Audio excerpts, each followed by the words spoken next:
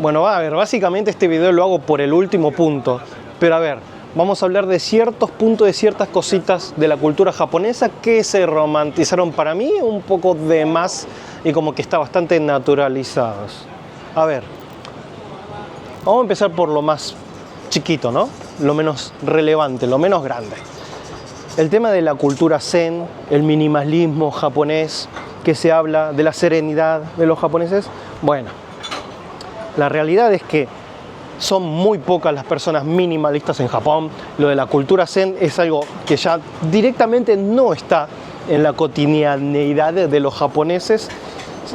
Y es más, hasta Japón es un país con muchos acumuladores, personas acumuladoras. Es que imagínense, uno de los países más capitalistas del mundo, lleno de tiendas, de productos de anime, música, cine, o acá el país donde se puede practicar todos los hobbies de todo el planeta Tierra. Imagínense que todos sean minimalistas. No funciona así el capitalismo. Justamente los japoneses en gran parte son muy acumuladores. Y además que son a veces acumuladores en espacios muy reducidos. Por eso están justamente los que por algo están además los gomiyashikiya, los que ya he mencionado antes, que son los acumuladores de basura. Y están los acumuladores comunes. Y están los acumuladores comunes que son de acumuladores de porquerías, de hobbies. Decir acumuladores en la misma frase? Es que los japoneses son muy acumuladores y que se diga tanto del tema de la cultura zen y el minimalismo, como que digo, no es la realidad, no es así. Los japoneses no son zen, los japoneses no son minimalistas. Y eso es algo que quiero que tengan en cuenta. Después, a ver, esto también es una pavadita, es algo chiquito. A ver, el tema de lo que dicen de los japoneses sobre el honor, ¿no? A ver, que siempre que se habla de problemas sociales, noticias, de cosas por el estilo de los japoneses, siempre se dice el honor, porque se rompe el honor, porque le está quitando honor y todas esas cosas. Eso como que lo mencionan mucho de los japoneses. Pero la realidad es que no es tanto la palabra honor, sino que, a ver, es como una especie de asimilación de que como es un país que viene de la cultura samurái, donde ahí era importante el honor, justamente no se trata del honor, sino que se trata de cosas un poco más simples como la dignidad, o incluso un poco menos exagerado que la dignidad es la reputación. A los japoneses les importa mucho la reputación, no el honor. El honor ya es una palabra que ya como que lo agranda todo, ¿no? Como que uno al solamente utilizar la palabra honor, decir honorable, como que ya todo se convierte mucho más pesado, más heavy, más fuerte, más samurái se vuelve todo, ¿no? Y eso justamente es otra parte pavada de lo que es la romantización de la cultura japonesa. Otra es el de la comida sana, que se dice que los japoneses comen todo sano. A ver, sí y no. Que es uno de los países con más esperanza de vida del mundo, sí. La alimentación importa, sí. Pero el hecho es que también hay que tener en cuenta de que las personas que hoy en día tienen más de 80 años no se alimentan de la misma forma que las que tienen hoy en día 30. Porque hoy en día hay mucha más comida procesada, mucha comida instantánea y la gente come mucho afuera porque justamente afuera se puede comer rico y barato. Que acá, por ejemplo, de las cosas que puedes conseguir para comer afuera, encontrás estas como el curry, con arroz con curry y con una milanesa encima. Eso obviamente va a estar muy rico. ¿Es algo que tenemos que pensar en comer cuando estemos a dieta? Obviamente no. Por lo tanto, Japón es un país con una muy buena alimentación, sí, pero por ejemplo, en lo que es los menús escolares, ahí se come balanceado y sano. La gente mayor se cocina sano, pero también hay que tener en cuenta que no es lo mismo lo que se come en casa y lo que se come afuera. Pero uno dice, pero si la mayoría de los japoneses son todos flacos. Bueno, sí, porque también tratan de no excederse, ¿no? No excederse mucho con la comida. Pero de que todos comen sano, no. Y puede ser personas flacas y no comer sano, pero claro, las porciones no van a ser ultra gigantes, la de Japón. Que hay muchos lugares con porciones grandes también, sí señor. Pero hay que tener en cuenta que la base de la alimentación durante el tiempo de desarrollo de los chicos, ahí es cuando el cuerpo se está poniendo bien porque se alimenta de forma balanceada. Una vez adultos, tal vez si no se alimenta lo suficientemente, por ahí no se alimenta tan bien como una persona americana, por ahí come lo mismo, pero los cuerpos reaccionan diferentes porque el japonés por ahí tiene, no sé, los órganos un poco mejorcitos. Ahí no sabría dar la explicación, de eso pregúntele a un médico. Pero básicamente los japoneses se crían, tienen una buena alimentación, pero después lo que comen puede ser pura porquería, mucho instantáneo. Especialmente la gente soltera, los que viven solos, se alimentan con cualquier cosa, no necesariamente sano. Por ahí los que tienen la mejor suerte de comer bien son los que por ahí tengan una ama de casa en la casa, ¿no? Alguien que prepare comida y que por ahí piense un poco más en lo que es algo balanceado, algo que también se ajuste a la economía de la casa, etc. Pero esto es algo que lo hablo con mucha gente. De acá a 50 años, el año de la esperanza de vida no va a ser tan alto, porque acá hoy en día la gente come mucha porquería. Y algo que no está sobrevalorado es aprender japonés. A ver, que si quieren estudiar japonés, aprender el idioma a su manera, sea teórico o sea práctico o sea las dos cosas, yo siempre recomiendo Ikaruga. Ahí pueden tomar clases online, grupales o individuales, eso va a gusto de ustedes. Que además la empresa está dirigida por Jorge Frías, que es una persona matriculada del cual puede dar traducciones oficiales, ¿no? Para lo que es papeles legales es la mejor opción. Ahí además que tienen 30% de descuento, que es por tiempo limitado y con condiciones, así que vayan y consulten ya para tomar clases de japonés, que además no solamente japonés, también enseñan coreano, chino, tailandés, alemán y otros idiomas, así que recomiendo vayan a ikaruga.com.ar. Ahora, los que son un poco más grandes, ya dijimos que los primeros eran pavaditas.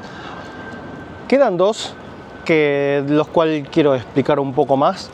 Una es el tema del Ikigai, que está muy romantizado en la cultura japonesa, el tema del significado de la palabra Ikigai. Ahora, ¿qué es Ikigai? Ikigai básicamente es razón de vivir, que es la forma más simple de explicar, que sería la traducción más literal de la palabra, ¿no? El razón de vivir. El hecho es que que hubo un libro que hablaba de la palabra Ikigai, que es uno de los libros en el que más idiomas se ha traducido en todo el mundo, un bestseller muy grande, un gran éxito, porque bueno, es como de esos libros de estilo autoayuda, como libros positivos, ¿no? Es como justamente leer un libro de cultura zen, ¿no? El hecho es que, según el libro, a ver, no leí el libro, no estoy diciendo que el libro sea malo, ¿no? Pero básicamente en el libro se profundiza el tema de que el Ikigai es una palabra que resume ciertas cosas. Lo que uno ama hacer o que sea una pasión, sumando a lo que uno hace bien como un talento, juntado con lo que el mundo necesita, que vendría a ser como una misión, y que por lo que te puedan pagar, o sea, una profesión, por lo que te puedan pagar, no que necesariamente sea algo pagado, ¿no? Pero bueno, básicamente sería juntar pasión, talento, objetivo y profesión. El hecho es que la palabra Ikigai es una palabra súper común y corriente que se usa que ni se usa tanto, pero jamás no es una palabra que la gente lo analice profundamente, necesariamente. A ver, porque de la misma forma que está Ikigai, está el Yarigai. Por ejemplo, el Yarigai, mi mujer, como en los últimos años cambió mucho de trabajo, como que había trabajos que los dejaba porque no tenía Yarigai. O sea, no veía incentivo o no se sentía apasionada por hacer el trabajo. O sea, básicamente no estaba incentivada. O por ejemplo, mis suegros, que tenían un perrito y que el perrito falleció, mi mujer decía que, por ejemplo, el tener una mascota le daba un Ikigai. Porque el Ikigai básicamente resume a una razón de vivir, algo por lo cual seguir adelante. Digamos, por ejemplo, para muchos un Ikigai puede ser para muchos japoneses de tercera edad, un Ikigai es una cosecha. Pero a ver, el Ikigai es mucho más utilizado para personas mayores, ¿no? Porque justamente una persona un poco más joven por ahí tiene hijos pequeños y tienen un Ikigai como ya bastante normalizado, naturalizado, que es el tener una razón de vivir, son los hijos, ¿no? O la pareja, ¿no? O justamente ser útil en la sociedad con el trabajo, digamos. Una razón de vivir, es simplemente eso. Y el hecho es que se profundiza mucho, y el tema es que justamente uno, si habla con un japonés, nadie va a hablar de forma profunda de lo que es el Ikigai, ¿no? Pero bueno, justamente para una persona de tercera edad, una cosecha es un Ikigai porque justamente necesita, no necesariamente necesita, es que justamente no es que haya que juntar sí o sí el talento con esto, con lo otro, sino que es un Ikigai porque simplemente tiene una razón para levantarse todos los días, es como un trabajo, que gane mucho o poco no es lo importante, sino que lo hace porque lo mantiene ocupado, ¿no?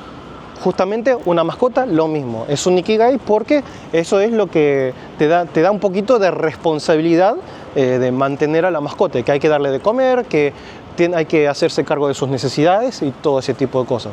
Por lo tanto, el Ikigai es una palabra que es más cotidiana y no es como para profundizar tanto. A ver, como digo, no leí el libro, no estoy diciendo que el libro esté mal, pero el libro fue muy exitoso y hay mucha gente que piensa en la palabra Ikigai como algo, uy, no, porque el Ikigai de los japoneses. Y no. Es como, no sé, pensar en el bushido, ¿no? De los samuráis, que son las reglas de los samuráis. No todos los samuráis mantenían a rajatabla todo el tema del honor de los samuráis, ¿no? Y eso es mucho más tradicionalista. Pero bueno, más que nada, igual tampoco es que esté tan. Ahora, la última que tengo para este video, que básicamente fue la razón por la que hice el video y el resto fue una excusa, el uso de la palabra umami. Sí, señor, la palabra umami. Una de las palabras más mal utilizadas, en mi opinión personal, es una de las palabras más peor utilizadas del lenguaje japonés y que se le da más relevancia de lo que merece o que se le debería. A ver, para los que no saben, umami se supone que dicen que es uno de los 5 sabores, ¿no? Como que está lo dulce, salado, ácido, amargo y umami. Una cosa así, y a veces encontrás gráficas que muestran la lengua, en el que se muestran, en esta parte se agarra lo dulce, está lo salado, y acá el umami está en esta parte. Inchequeable por una persona común y corriente. Ahora, ¿por qué me empezó a dar bronca esta palabra? Porque muchas personas hablaban del sabor umami, y la última vez que fui a Argentina, fui a un restaurante que era bien cheto, fresa, pijo, o sea, de nivel, digamos. Estaba todo muy bueno, muy bien, hasta que en un momento el chef me dice, ¿puedes sentir el umami? Y yo ahí me quedé, me acaba de cagar la comida, me acaba de arruinar todo, porque estaba todo bien hasta que utilizó esa puta palabra en la que tienen que exagerar absolutamente todo. ¿Saben cuál es el problema de la palabra umami? Una es que le da nivel a una conversación gastronómica. A ver, es como decir, porque este vino tiene cuerpo. Oh, y el que no sabe de vino es, ¿y qué significa que tiene cuerpo? Y claro, vos cuando comes algo dicen, se siente muy rico el umami. Claro, y vos no puedes decir, ¿qué es umami? Porque claro, quedás como un idiota. En una cena con nivel, tenés que saber, ¿cómo no sentís el umami? Qué ignorante, Dios. Este muchacho no tiene paladar, es un paladar de 10 años. Una es esa. La otra es que, a ver, el umami básicamente se resume, a ver, lo voy a leer textual porque así va a ser mejor, pero dice, el umami es un sabor profundo, redondo y persistente que realza otros sabores. Lo percibimos cuando comemos alimentos ricos en glutamato, inosinato o guanilato, que son compuestos naturales presentes en muchos alimentos como, tomate, quesos curados, salsa de soja, miso, caldo dashi japonés, champiñones shiitake, carne curada, mariscos, algas. Pero a ver, primero, ¿cuándo fue inventado el término umami? Y fue, digamos, ¿no? 1901, ¿no? Ok. ¿Y cuándo nació el Ajinomoto? 1902, un año después. O sea, ¿qué es el Ajinomoto? Básicamente yo le dije una vez, en una charla así, le dije a mi mujer, ¿qué es el umami? Y ella me respondió, el umami es el Ajinomoto. No, eso es un producto que tiene umami, que supone que es umami. Y dice algo con mucho sabor. Ok, dije, está bien, estamos de acuerdo, está bien. Ahora, el Ajinomoto es un producto que descubrieron, que parece, creo que es si no me equivoco, es un derivado de glutamato, lo tienen en pantalla, que bueno, un científico gastronómico descubrió de que el alga kombu podía dar algo que resaltara el sabor de otras cosas, que ese es supuestamente un compuesto químico que hace que resalte los sabores de las demás cosas. Y ahí como que nació la palabra umami. Y al año siguiente sacan la marca Ajinomoto, que es un producto que parece sal, pero no es sal, lo ves y parece sal o azúcar. Y es un producto que vos echás a la comida y lo que hace ese producto es resaltar el sabor de la comida. Pero vos probás el producto, te lo pones en la lengua, no sentís nada, es un sabor raro, ¿ok? No es como la sal, como el azúcar, como algo ácido que por ahí se siente, ¿no? Te da la sensación de agrio, pero el umami no es algo que sentís, qué umami. Básicamente, ¿qué es umami? Y esto es algo que yo terminé sacando. Mi conclusión es que el umami básicamente es la identidad del sabor de la comida, es la identidad. A ver, yo le pregunté a ChatGPT qué productos tienen mucho umami y cuáles carecen de umami. Y decía que lo que carece de umami es el arroz blanco, el pan sin sal, los fideos los fideos hervidos sueltos. Y claro, es que justamente las tres cosas, el pan, el arroz, los fideos, siempre van acompañados de otro producto. Los fideos necesitan salsa, si no carecen de sabor.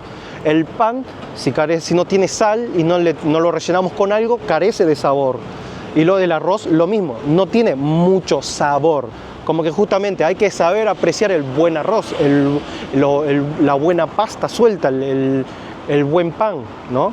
Porque no son cosas que tengan demasiado sabor, justamente son para acompañar algo.